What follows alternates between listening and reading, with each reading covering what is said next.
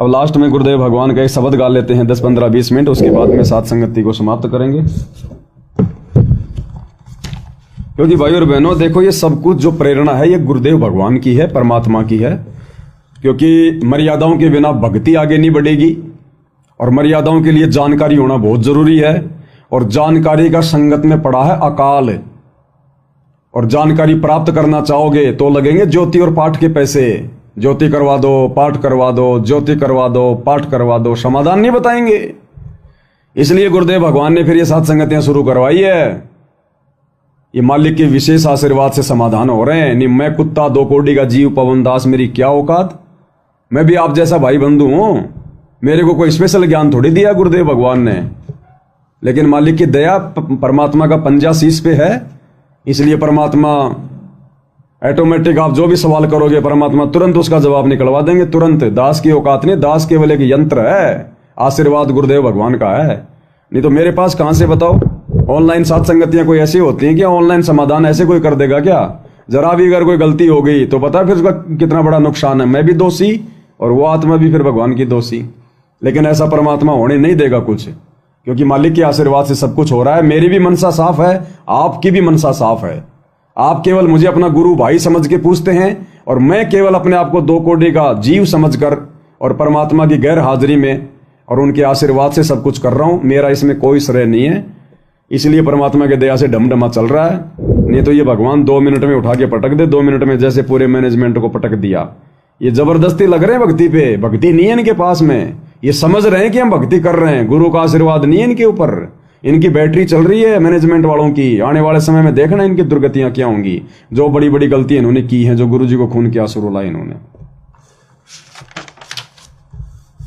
तो गुरुदेव भगवान के आशीर्वाद से कोई छोटा सा शब्द गाएंगे परमात्मा का। शब्द नंबर 15, और बात तेरा काम न आवे, और पेज नंबर 51। वैसे आज मालिक ने दया करी बहुत, आज परमात्मा की महिमा हुई। सुबह भी गुरुदेव को भोग लगाया कम से कम 1 घंटे, उसके बाद में 4-5 शब्द गाए 1 घंटे, उसके बाद में एक भगत जी के घर पे चले गए, वहां पर 5-7 भगत आ गए, कम से कम 2-3 घंटे वहां परमात्मा की सात संगति हो गई, मालिक की महिमा हो गई। और फिर परमात्मा ने अब 2.5-3 घंटे ये मौका दे दिया सात संगति का। तो भाई और बहनों, आप और हमारा काम क्या है? आप और हमारा तो यही काम है, पेट भरने जितना धंधा और बाकी परमात्मा की भक्ति, महिमा गुरुदेव भगवान की। और बात तेरे काम नहीं आवे, संतों शरण लाग रे। यानी गुरुदेव भगवान हमें समझा रहे हैं कि बच्चों, अब ये ज्ञान और ये भगवान मिलने के बाद में तुम्हारे जीवन में और बकवाद के लिए कुछ भी शेष नहीं रह जाता। केवल पेट भरने जितना धंधा करो, पहले की तरह ज्यादा भागा दौड़ी मत करो और टाइम के चक्कर में मत पड़ो, क्योंकि अब तुम्हारी सारी इच्छाएं जिज्ञासाएं समाप्त होने की तरफ हैं। तुमने जीवित मरना है। ना बड़ा मकान बनाने की इच्छा होनी चाहिए, ना बच्चों को डॉक्टर इंजीनियर बनाने की कोई इच्छा होनी चाहिए। दुनिया को देख के मत चलना कि पढ़ाई सब कुछ है। पढ़ाई कुछ नहीं है। पढ़ाई केवल भगवान के समझने तक है। इसके बाद पढ़ाई का कोई रोल नहीं है, कोई महत्व नहीं। बस आपको आरती वारती करनी आ जाए, गुरु जी हमें जो पुस्तकें दिखा रहे हैं, वेद गीता कुरान पुराण, हमारे को ये पढ़नी आ जाए, दूसरे को समझाना आ जाए, इससे ज्यादा पढ़ाई का कोई मतलब नहीं है। पढ़ाई कोई नौकरी के लिए नहीं होती है। नौकरी के लिए तो वो ज्ञानहीन लोग पढ़ते हैं, जिनको अभी आध्यात्मिक ज्ञान नहीं, जिनके सिर पे भगवान का हाथ नहीं है। तो गुरुदेव भगवान को कह रहे हैं, बंदी छोड़ सतगुरु रामपाल जी भगवान की जय हो। और बात तेरे काम न आवे, तू संतों शरण लाग रे। के सोवे गफलत में बंदे, जाग जाग नर जाग रे। जाग जाग नर जाग रे। और बात तेरे काम न आवे, तू संतों शरण लाग रे। के सोवे गफलत में बंदे, जाग जाग नर जाग रे। जाग जाग नर। गुरुदेव कह रहे हैं, हे नर, हे मानव, हे इंसान, अब तो जाग जा।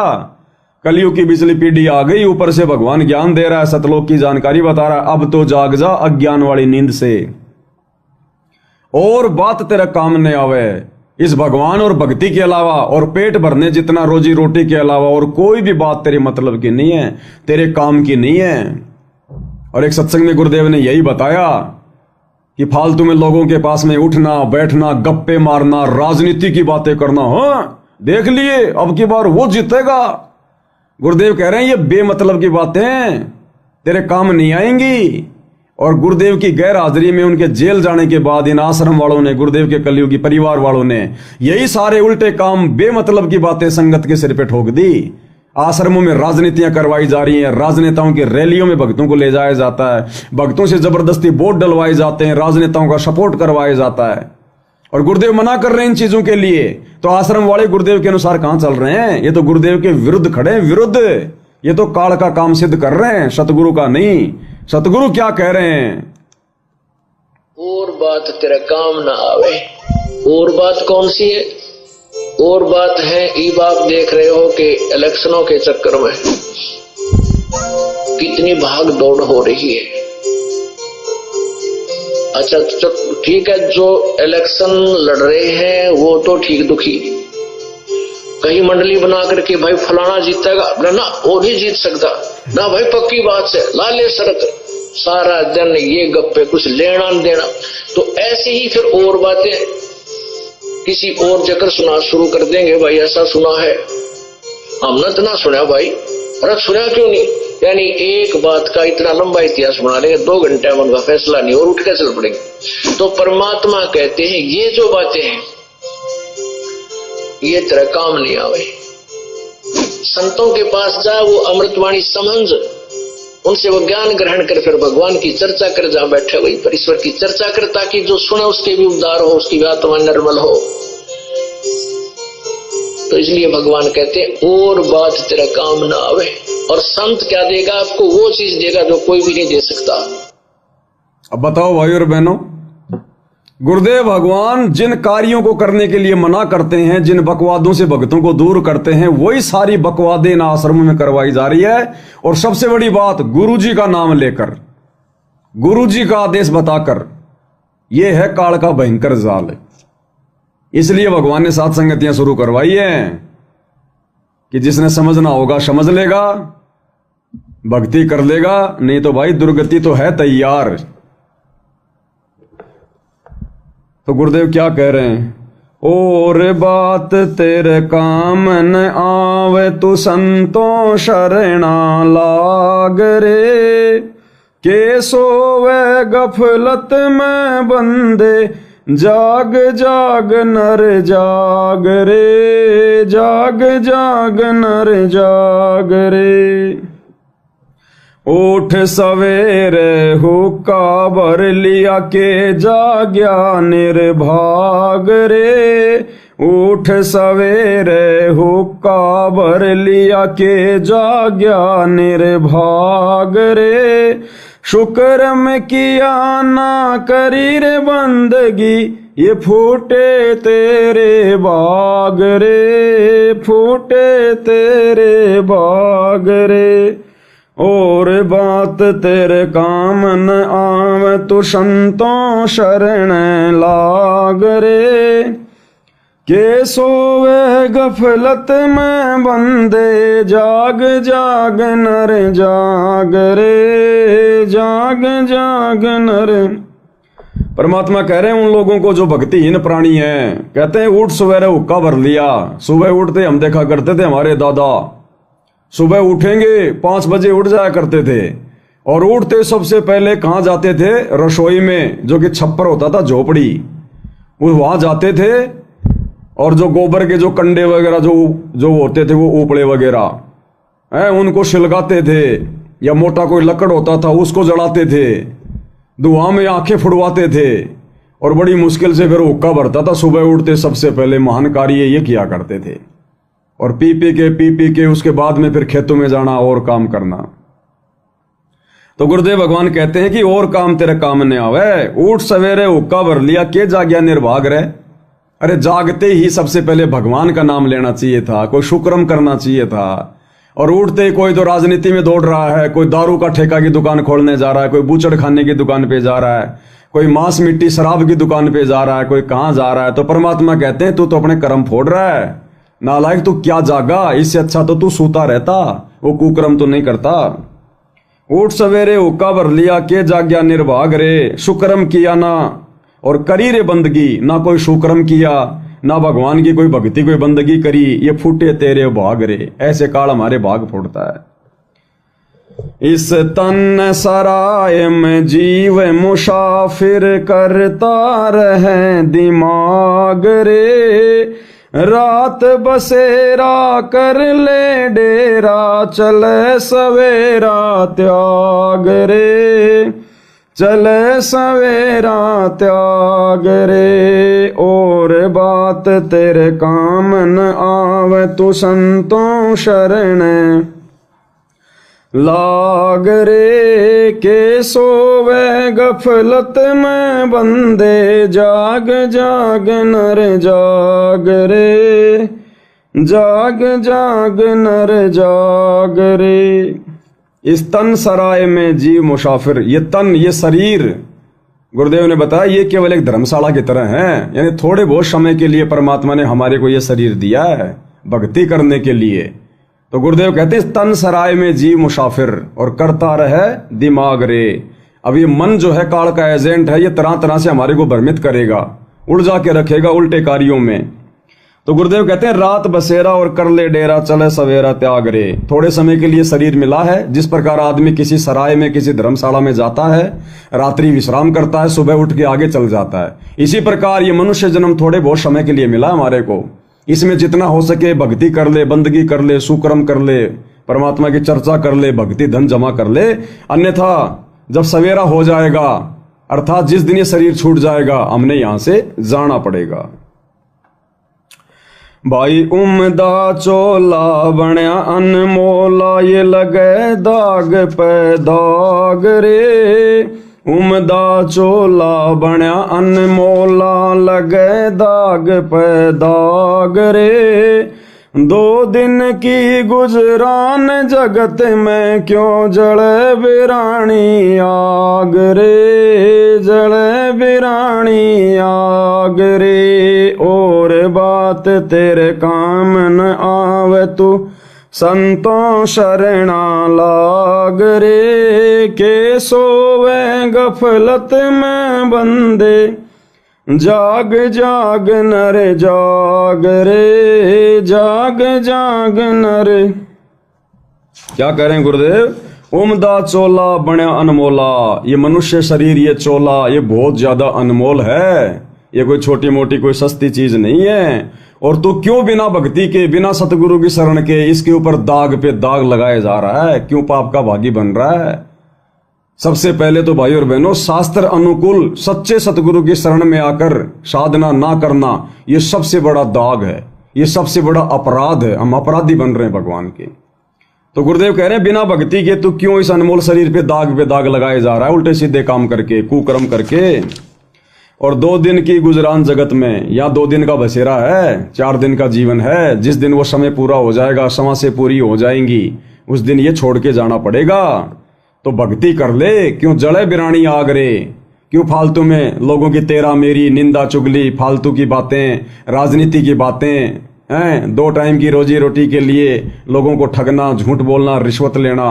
परमात्मा कहते हैं क्यों तू बिरानी आग में जल रहा है, बैठ के भगवान की भक्ति कर, सतगुरु धरती पर आया हुआ है।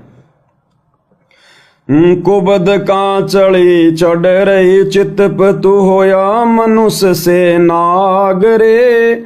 सूझे नहीं सजन सुख सागर, बिना प्रेम बैराग रे, बिना प्रेम बैराग रे।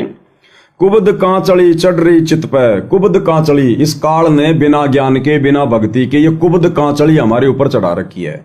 कांचली क्या होती है? गुरुदेव ने बताया जैसे सर्प होता है, सांप, सांप के ऊपर एक वो प्लास्टिक की सी वो कांचली होती है, उसको कहते हैं कांचली। तो गुरुदेव कहते हैं इस मनुष्य शरीर के ऊपर तू क्यों फालतू में ये बकवादों की कांचली चढ़ा रहा है, क्यों और पाप का भागी बन रहा है? तू होया मनुष्य से नागरे, बिना भक्ति के बिना सत्संग के तेरे अंदर जो कुबद पैदा हो गई है, तो लोगों का बुरा करते हुए बिल्कुल भी पीछे नहीं हट रहा। जीव हत्या करते हुए, नशा करते हुए, लोगों को ठगना, झूठ बोलना, रिश्वत लेना, पाप कर्म इकट्ठे करना। कहते हैं तू होया मनुष्य से नागरे, तेरे अंदर जो इंसान की जो गुण होने चाहिए थे वो नहीं रहे, बिना ज्ञान के, बिना भक्ति के, बिना सतगुरु के। और तू होया मनुष्य से नागरे, नाग यानी सांप, सर्प। सर्प किसी को भी डसते हुए देर नहीं करता। इसी प्रकार बिना ज्ञान के हम अपने स्वार्थ में आके किसी का भी नुकसान करने से पीछे नहीं हट रहे। और सूझे नहीं सजन सुख सागर, बिना प्रेम बैराग रे। और जब तक तुझे सतगुरु नहीं मिलेगा, और सतगुरु में जब तक तू अनन्य भाव से पतिव्रता पद पे आके भक्ति नहीं करेगा, जब तक तू अपने सतगुरु में वो प्रेम पैदा नहीं करेगा, तब तक गुरुदेव भगवान कहते हैं तेरी बात बनेगी नहीं। सूझे नहीं सजन सुख सागर, तुझे वो सतलोक प्राप्त नहीं होगा जब तक तेरा प्रेम, तेरा वैराग्य तेरे गुरु में, तेरे भगवान में नहीं होगा। और ये तभी होगा जब मर्यादा में रह के भक्ति करेंगे और एकमात्र गुरु को ही अपना इष्ट मानेंगे। भाई हर सुमरे सो हंस कहावे, ये काम करो दी कागरे। हरि सुमरे सो हंस कहावे, काम करो दी कागरे। भवरन भर में विष के बण में, चल बेगमपुर बाग रे, चल बेगमपुर बाग रे। और बात तेरे काम न आवे, तू संतों शरणा लाग रे। के सोवे गफलत में बंदे, जाग जाग नर जाग रे, जाग जाग नर। भाई हरि सुमरे सो हंस कहावे। अब हरि कौन है? हरि दुनिया मान बैठी श्री विष्णु जी को। श्री विष्णु जी हरि नहीं है। असली हरि कबीर परमेश्वर हैं, जो वर्तमान में सतगुरु रामपाल जी के रूप में धरती पर प्रकट हैं। यही असली नारायण है, यही असली हरि है, यही संकट मोचन है, मंगल करण है, दुख भंजन है। यही है, इनके अलावा और कोई नहीं है। सब इन्हीं के आगे हाथ फैला के खड़े हैं। 33 करोड़ देवी देवता, ब्रह्मा विष्णु महेश, काल महाकाल, ये सब इन्हीं के आगे मजदूर बन के खड़े हैं, भिखारी बन के खड़े हैं। दाता एक राम, भिखारी सारी दुनिया। तो गुरुदेव भगवान कहते हैं हरि सुमरे सो हंस कावे, यानी जब वो हरि, वो कबीर परमात्मा धरती पर सतगुरु रूप में आता है और उस समय उनसे उपदेश लेकर जो भक्ति करेगा, असल में वो हंस कहलाएगा, निर्विकार आत्मा कहलाएगा। क्योंकि हंस कभी भी मांस मिट्टी नहीं खाता। ये कामी क्रोधी कागरे। और जो व्यक्ति बिना भक्ति के काम, क्रोध, लोभ, मोह, अहंकार, इन विषय वासनाओं में डूबा हुआ है, कहते वो तो कौवे के समान है। दूसरे का बुरा करते समय बिल्कुल भी देर नहीं करता। और कौवा चाहे वो लैट्रिन में चोंच मार देगा, मांस खा लेगा, कुछ भी कर लेगा। कोई जानवर ऐसा है जिसकी पीठ पे जख्म हो रहा है, कौवा बैठ के उसका मांस खाएगा, उसके दर्द की परवाह नहीं करेगा। तो बिना ज्ञान के, बिना हरि की भक्ति के आप और हम उस कौवे की तरह हो गए। केवल अपना सवार दिखाई देता है। और ये सारी गंदगी निकलेगी सतगुरु के सत्संग सुनकर, उनके शरण में आकर भक्ति शुरू करने से। भवरा न भर में, विष के बण में, चल बे गुम पर बागरे। भवरा यानी आत्मा। अच्छी आत्मा कभी भी विष के बण में नहीं भड़मती, यानी कभी भी वो इन विकारों में, इन कुकर्मों में नहीं दसती। वो तो चल बेगमपुर बाग रे। परमात्मा कहते हैं बेगमपुर बाग में चल, बेगम, जहां कोई गम नहीं है, कोई दुख नहीं है, और वो है सतलोक। और वहां जाया जाएगा सतगुरु की भक्ति से। भाई शब्द सैन सतगुरु की पिछाणी, पाया अटल सुहाग रे। शब्द सैन सतगुरु की पिछाणी, पाया अटल सुहाग रे। नितानंद महबूब गुमानी, परगट पूरण वाग रे, परगट पूरण वाग रे। और बात तेरे काम न आवे, तू संतों शरणा लाग रे। के सोवे गफलत में बंदे, जाग जाग नर जाग रे, जाग जाग नर जाग रे। अंत में गुरुदेव कह रहे हैं शब्द सैन सतगुरु की पिछाणी, पाया अटल सुहाग रे।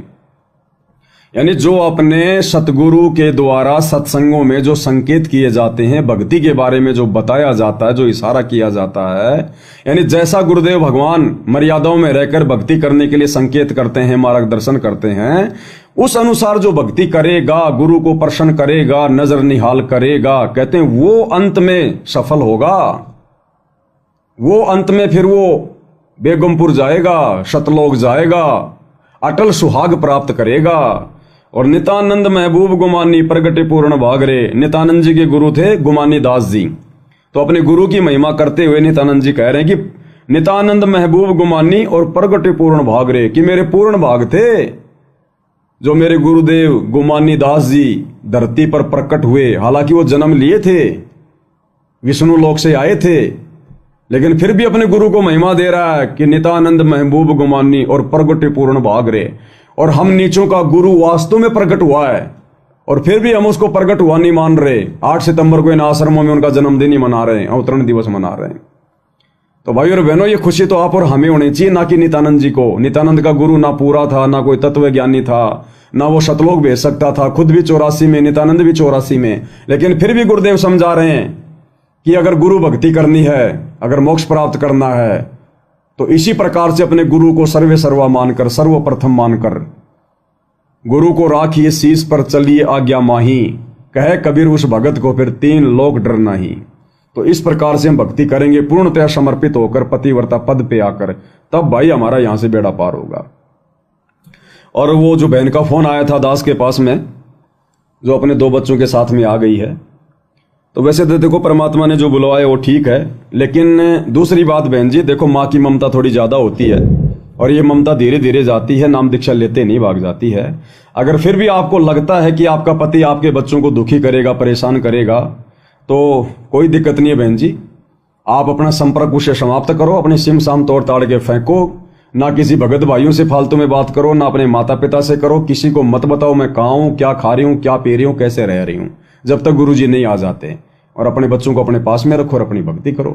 और आपको लगता है कि आपका पति अपने बच्चों को कोई दिक्कत नहीं करेगा, तो फिर आपकी अपनी मौज है, आपकी अपनी मर्जी है। बाकी मैं आपके विषय में बता सकता हूं, क्योंकि आप भक्ति के लिए आई हो, तो फिर भक्ति ही आप अपनी वो करो।